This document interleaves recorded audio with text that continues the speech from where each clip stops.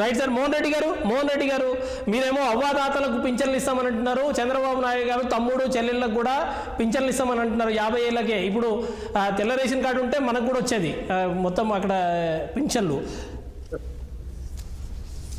నమస్కారం అండి బల్లం గారు, మీకు ప్యానల్లో పాల్గొన్న పెద్దలకు చూస్తున్న వీక్షకులకు అందరికీ నమస్కారం. Yes sir.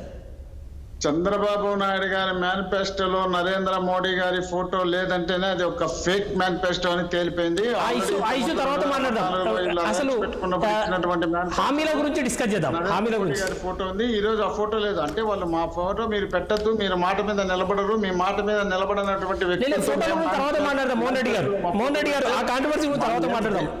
డిబేట్ సబ్జెక్టు గురించి నిజంగా ఇన్ని హామీలు సాధ్యమేనా వాటి గురించి డిస్కస్ చేద్దాం ప్లీజ్. అదేనండి, అదే నేను చెప్పేది. మేనిఫెస్టోనే ఫేక్ అంటున్నా, ఆ ఫేక్ లో భాగంగా ఇవన్నీ చెప్తున్నా. ఇవన్నీ చెప్పడంలో భాగంగా వాళ్ళు ఇచ్చినటువంటి మేనిఫెస్టోలో 1,24,000 కోట్ల రూపాయలు ఖర్చు వస్తుంది. మేము ఇచ్చినటువంటి మేనిఫెస్టోలో 75,000 కోట్లు మాత్రమే ఖర్చు అవుతుంది. మేము ఇస్తున్నటువంటి మేనిఫెస్టోనే వీళ్ళు గతం రాష్ట్రాన్ని శ్రీలంక చేసినారు, రాష్ట్రాన్ని పాకిస్తాన్ కోట చేసినారని చెప్పిన సంఘటనలు ఉన్నాయి. రాష్ట్రం సర్వనాశనం చేస్తున్నారని చెప్పిన సందర్భాలు ఉన్నాయి. రాష్ట్రం కాపుల్లో కూరుకుపోయిందని సందర్భం ఉన్నాయి. రాష్ట్రానికి సంబంధించినటువంటి గతంలో వీళ్ళు ముఖ్యమంత్రులుగా ఉన్నప్పుడు 5 సంవత్సరాల్లో కేవలం 34,000 ఉద్యోగాలు ఇస్తే ఈ రోజు 20 లక్షల ఉద్యోగాలు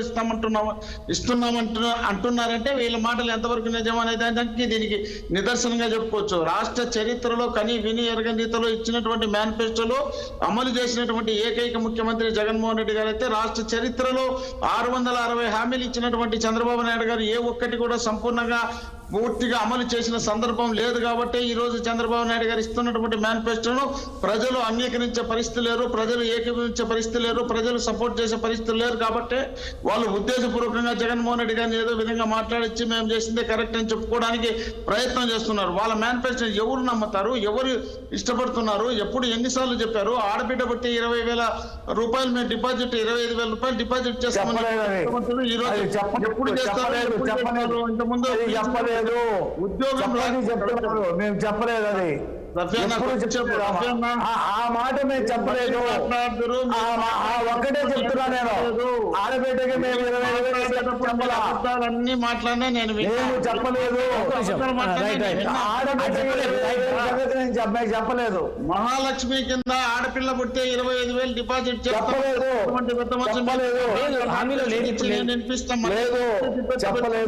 ఇబ్బంది లేదు. చెప్పలేదు. నిరుద్యోగ భృతి 2,000 రూపాయలు ఇస్తామని చెప్పి 5 సంవత్సరాల్లో ఏ ఒక్కరికన్నా నిరుద్యోగ భృతి ఇచ్చినటువంటి సందర్భం ఏమన్నా ఉందేమో గుర్తు చేసుకోండి. ₹2కే 20 లీటర్లు వాటర్ ఏ ఊర్లో ఇచ్చినటువంటి సందర్భం ఉందేమో గుర్తు చేసుకోండి. చేసినటువంటి ఏ ఒక్క హామీ కూడా అమలు చేసినటువంటి సందర్భాలు లేవు. కాబట్టి మీరు చెప్తున్నటువంటి మేనిఫెస్టోను చూడాలనే ఆలోచన కూడా ప్రజలు లేదు. కాబట్టి మీరు ఇస్తున్నటువంటి మీ అలయన్స్ లో ఉన్నటువంటి ఎన్డీఏ కూటమి కేంద్రంలో ప్రభుత్వంలో ఉన్నటువంటి బీజేపీ తర్వాత మాట్లాడదాము. ఒక్క నిమిషం. మోహన్ రెడ్డి గారు మీరు అబద్ధాలు చెప్తారని వాళ్ళు దూరం పెట్టారంటే దీన్ని బట్టి మీ మేనిఫెస్టోకి ఉన్నటువంటి వాల్యూ ఎంతవరకు? కాబట్టి మీరు చెప్పినటువంటి మాటలు ఏ ఒక్కటి నెరవేర్చారు. కాబట్టి కేవలం మోహన్ రెడ్డి గారు ఒక ప్రశ్న ప్రజలను నమ్మించి మోసం చేయడానికే ప్రయత్నం. మోహన్ రెడ్డి గారు మీకే ఒక ప్రశ్న. ఇవాళ మీ ప్రియారిటీస్ వేరే ఉండొచ్చు, వాళ్ళ ప్రియారిటీస్ వేరే. వాళ్ళు పేదలకు మేము పంచి పెడతామని చెప్పని వాళ్ళు ఏదైనా ఆలోచన చేస్తున్నారేమో. ముఖ్యంగా ఇప్పటికే మీరు వాలంటీర్లకు మీరు 5,000 ఇస్తా ఉంటే వాళ్ళు 10,000 ఇస్తామని చెప్పి కూడా చెప్పిన పరిస్థితి. అదే పల్లం గారు, మీరు కూడా మీతో పాటు ప్రజలు కూడా చూస్తున్నారు, వింటున్నారు. వినేటప్పుడు మీరే ఒకసారి ఆలోచన చేయండి. 71,000 కోట్ల రూపాయలు 71,000 కోట్ల రూపాయలు మా ఖర్చు అయితే వీళ్లకు 1,25,000 కోట్ల రూపాయలు అవుతున్నప్పుడు వీళ్ళకి ఎట్లా అమలు అవుతుంది? మాకు ఎట్లా అమలు కాదు? 5,000 రూపాయలు ఇస్తున్నప్పుడే రాష్ట్రం ఖజానాను దోపిడీ చేస్తున్నారని చెప్పినటువంటి ఈ పెద్ద మనుషులు ఈ రోజు 10,000 రూపాయలు వాలంటీర్కి ఇస్తే ఎంత దోపిడీ అవుతుంది? వీళ్ళు చెప్పింది ఎంత కరెక్ట్, మేము చెప్పేది ఎంత తప్పు?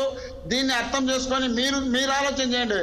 ప్రజలను ఆలోచించమనండి. వాళ్ళకి చెప్పింది కరెక్ట్ అయితే మేము ఏకీపిస్తాం, మేము చెప్పింది తప్పు అయితే వాళ్ళు ఏకీపిస్తారో లేదో చూడండి. జగన్మోహన్ రెడ్డి గారు ముఖ్యమంత్రి అయిన తర్వాత ఈ రాష్ట్రంలో ఉన్నటువంటి పేదరికాన్ని 11.7 ఉన్నటువంటి పేదరికాన్ని 4.2% కు తగ్గించినటువంటి కానీ మోహన్ రెడ్డి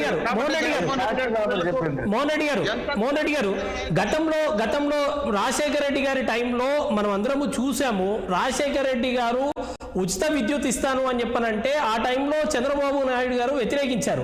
ఆయన వ్యతిరేకించినప్పుడు ఆయన చెప్పిన మాటలు కూడా చాలా ఇప్పటి వరకు కూడా అవి ట్రోల్ అవుతున్న పరిస్థితి. వైర్లు పట్టుకుంటే అక్కడ బట్టలు ఆరేసుకోవచ్చు అని చెప్పిన పరిస్థితి. ఆ తర్వాత ఆయన మారారేమో. అప్పుడు మీరు చెప్పిన ఆర్గ్యుమెంట్ అదే, రాజశేఖర రెడ్డి గారు అప్పుడు చెప్పిన ఆర్గ్యుమెంట్ అదే కదా.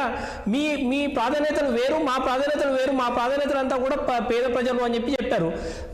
అదే ఆలోచన విధానంతో టీడీపీ జనసేన పోతున్నారేమో.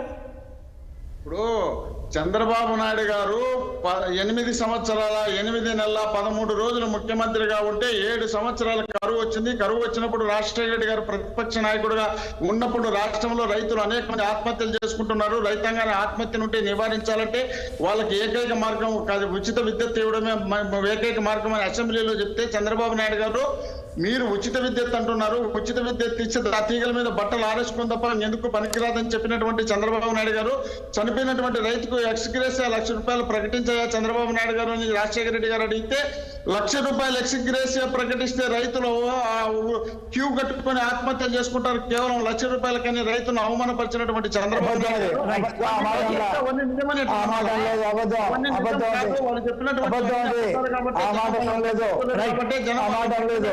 కాబట్టి జనం వాళ్ళ మళ్ళీ వస్తాను ప్లీజ్, మళ్ళీ వస్తాను. విల్సన్ గారు ఎట్లా చూడాల్సి ఉంటుంది నమ్ముతారనే ఉద్దేశంలో భాగంగా మోహన్ రెడ్డి గారు కన్క్లూడ్ చేయండి ప్లీజ్. పవన్ కళ్యాణ్ గారిని కూర్చోబెట్టుకున్నారు తప్ప నరేంద్ర మోడీ గారిని కూర్చోబెట్టుకుని నరేంద్ర మోడీ గారి మీటింగ్ ఎటు ఉంటుందంటే ఆ మీటింగ్ లో కన్నా వీళ్ళు రిలీజ్ చేసింటే ప్రజలు ఎంతో కొంత నమ్మే వాళ్ళం. కానీ నరేంద్ర మోడీ గారు పూర్తి వీళ్ళని పరిగణలోకి తీసుకోవడం లేదు. కాబట్టి చిలకలూరుపేట మీటింగ్ లో నరేంద్ర మోడీ గారు